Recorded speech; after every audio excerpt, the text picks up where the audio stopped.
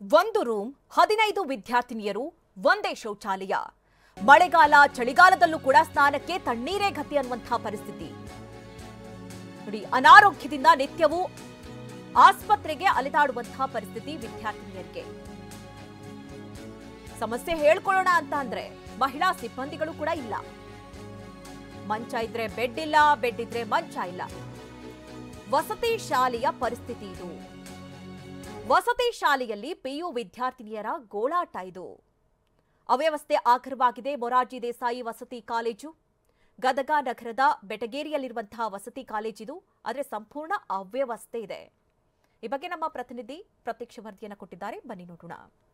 ಗದಗ ನಗರದ ಮೊರಾರ್ಜಿ ದೇಸಾಯಿ ವಸತಿ ಪಿಯು ಕಾಲೇಜಿನಲ್ಲಿ ಸಾಕಷ್ಟು ಅವ್ಯವಸ್ಥೆಗಳ ಆಗರವಾಗಿದೆ. ಹೀಗಾಗಿ ವಿದ್ಯಾರ್ಥಿಗಳು ಕೂಡ ಕನಿಷ್ಠ ಸೌಲಭ್ಯಕ್ಕೂ ಕೂಡ ಒದ್ದಾಡುವಂಥ ಸ್ಥಿತಿ ನಿರ್ಮಾಣ ಆಗಿದೆ.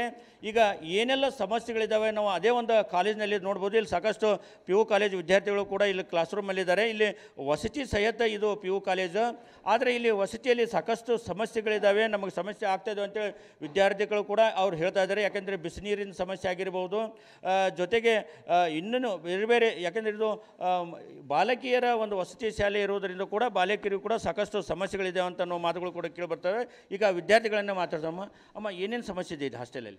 ಬಿಸಿನೀರಿನ ಸರಿ, ಬಿಸಿನೀರು ಕೊಡಲ್ಲ ಸರಿ. ಮಾರ್ನಿಂಗ್ ಬಿಸಿನೀರಿನ ಸರಿ. ಮೊದಲು ಬೆಡ್ ಕೊಟ್ಟಿದ್ದಿಲ್ಲ ಸರಿ. ಶಿವಾನಂದ್ ಸರ್ ಬಂದಿಂದ ಎಲ್ಲ ಬಂದವು ಸರಿ. ಬಟ್ ನಮಗೆ ನರ್ಸ್ ಟೀಚರ್ ಇಲ್ಲ ಸರಿ. ಇಲ್ಲಿ ಏನು ಪ್ರಾಬ್ಲಮ್ ಆದರೂ ಅಲ್ಲಿ ದಾವಲ್ ಅಂಕಲ್ ಹತ್ರ ಹೇಳ್ಬೇಕು ಸರಿ. ಏನೋ ಪ್ರಾಬ್ಲಮ್ ಆದರೂ ನಮ್ಮ ದುಡ್ಲಿಂದ ನಾವು ಹಾಸ್ಪಿಟ್ಲಿಗೆ ಹೋಗ್ಬೇಕು ಸರಿ. ಅವರೇ ಕರ್ಕೊಂಡು ಹೋಗ್ತಾರೆ ಸರ್. ಪರ್ಸ್ನಲ್ ಪ್ರಾಬ್ಲಮ್ಸ್ ಹೇಳ್ಕೊಳ್ಳೋಕ್ಕೂ ಯಾರೂ ಇರಲ್ಲ ಸರಿ. ನೈಟ್ ಯಾರು ಸೆಕ್ಯೂರಿಟಿ ಅವ್ರ ದಾವಲ್ ಅಂಕಲ್ ಬಿಟ್ಟು ಯಾರೂ ಇರಲ್ಲ ಸರಿ ನೈಟ್.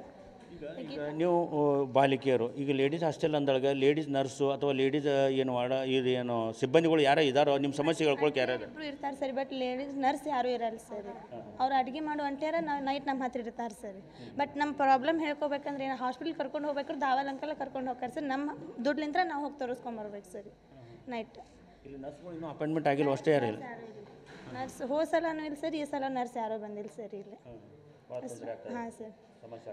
ಒಂದು ರೂಮ್ ಒಳಗೆ 15ರಿಂದ 16 ಜನ ಇರ್ತೀವಿ ಸರಿ. ಒಂದು ಬಾತ್ರೂಮ್ ಒಂದು ಟಾಯ್ಲೆಟ್ ಐತೆ ಸರಿ. ಆಯ್ತು ಸರ್. ಮತ್ತೇನೇನು ಸಮಸ್ಯೆ?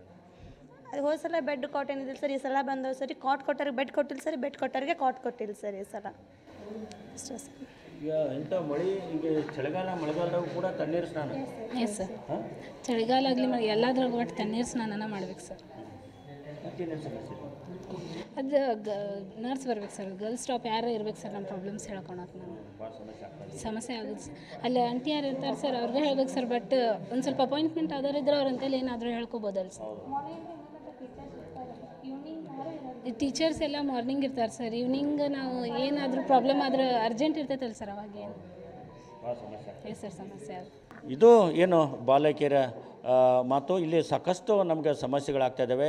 ಒಂದು ನರ್ಸ್ ಸ್ಟಾಫ್ ಕೂಡ ಇಲ್ಲ. ಹೀಗಾಗಿ ನಮ್ಗೆ ಕೂಡಲೇ ಇಲ್ಲೊಂದು ನರ್ಸ್ ಸ್ಟಾಫ್ ನೇಮಕ ಮಾಡಬೇಕು. ನಮ್ಮ ಸಮಸ್ಯೆಗಳು ಹೇಳ್ಕೊಳ್ಳೋಕ್ಕೂ ಕೂಡ ಸಾಕಷ್ಟು ಸಮಸ್ಯೆ ಆಗ್ತಾಯಿದೆ. ಆಸ್ಪತ್ರೆಗೆ ಹೋಗಬೇಕಾದ್ರೂ ಕೂಡ ತೊಂದರೆ ಆಗ್ತಾಯಿದೆ. ಒಟ್ಟಾರೆಯಾಗಿ ನಾವು ಇಲ್ಲಿ ಸಮಸ್ಯೆಯಲ್ಲೇ ನಾವು ವಿದ್ಯಾಭ್ಯಾಸ ಮಾಡುವಂಥ ಸ್ಥಿತಿ ನಿರ್ಮಾಣ ಇದೆ. ಇದಕ್ಕೆ ಕೂಡಲೇ ಮೇಲಾಧಿಕಾರಿಗಳು ಸಂಬಂಧಪಟ್ಟಂಥವರು ಈ ಸಮಸ್ಯೆ ಬಗೆಹರಿಸಬೇಕು ಅನ್ನೋ ಒತ್ತಾಯ ಈ ವಿದ್ಯಾರ್ಥಿಗಳು ಮಾಡ್ತಾ ಇದ್ದಾರೆ. ಕ್ಯಾಮರಾಮನ್ ಶಂಭು ಜೊತೆ ಸಂಜೀವ್ ಪಾಂಡ್ರೆ, TV9 ಗದಗ.